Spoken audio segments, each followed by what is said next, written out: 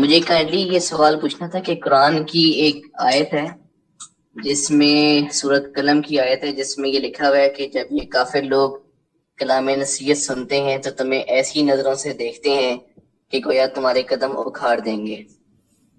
تو اس سے جب اس آیت کی تفسیر ہم پڑھتے ہیں مختلف تفاسیر کے اندر تو اس میں وہ اس سے یہ مراد لیتے ہیں کہ نظر کا لگنا جو ہے وہ برحق ہے.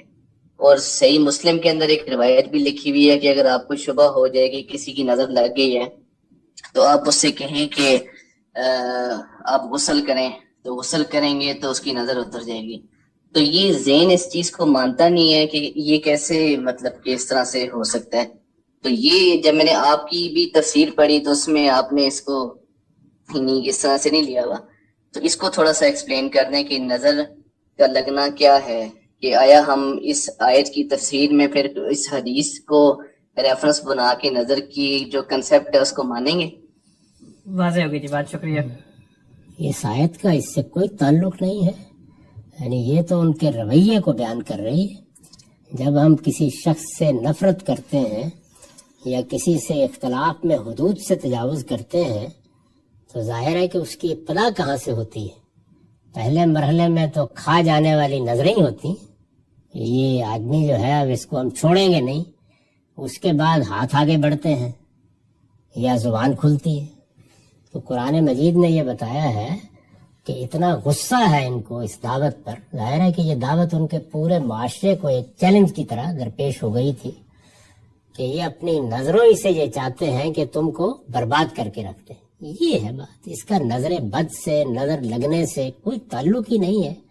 اس کے لیے آپ میری تفسیر دیکھ لیں, اس میں استاذ امام امین احسن اصلاحی کی تفسیر دیکھ لیں, اور دوسرے بھی جو اچھے جدید علماء ہیں وہ اس سے کوئی تعلق نہیں مانتے, نہ ماننے کی کوئی ضرورت ہے.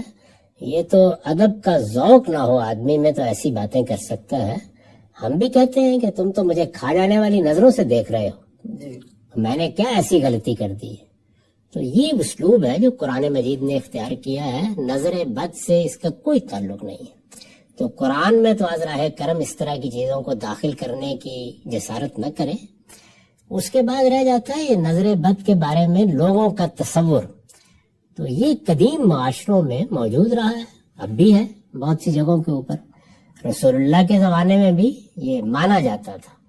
تو جیسے مختلف دوائیں آپ نے تجویز کی اپنے معاشرے کی روایت کے مطابق, یا کسی موقع کے اوپر کوئی اس طرح کی بات کہی کہ اگر تم یہ محسوس کرتے ہو تو یہ طریقہ اختیار کر لو, یہ بزرگوں سے سنی ہوئی باتیں ہیں.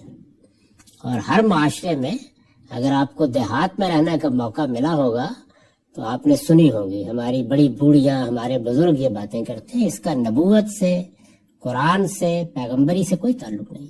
تجربے مشاہدے سے, تجربے اور مشاہدے سے تعلق رکھنے والی چیزیں صحیح بھی ہو سکتی ہیں اور بعد میں تحقیق سے ان کی غلطی بھی واضح ہو سکتی ہے.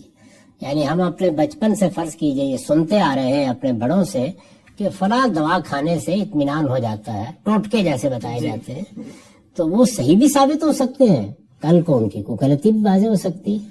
تو اس لیے ان کو دین سے بالکل متعلق نہیں کرنا چاہیے. یہ تجربی علم ہے, اور تجربی علم ایسے ہی معاشرے کے اندر ہوتا ہے. ٹھیک ہے سر, بہت شکریہ.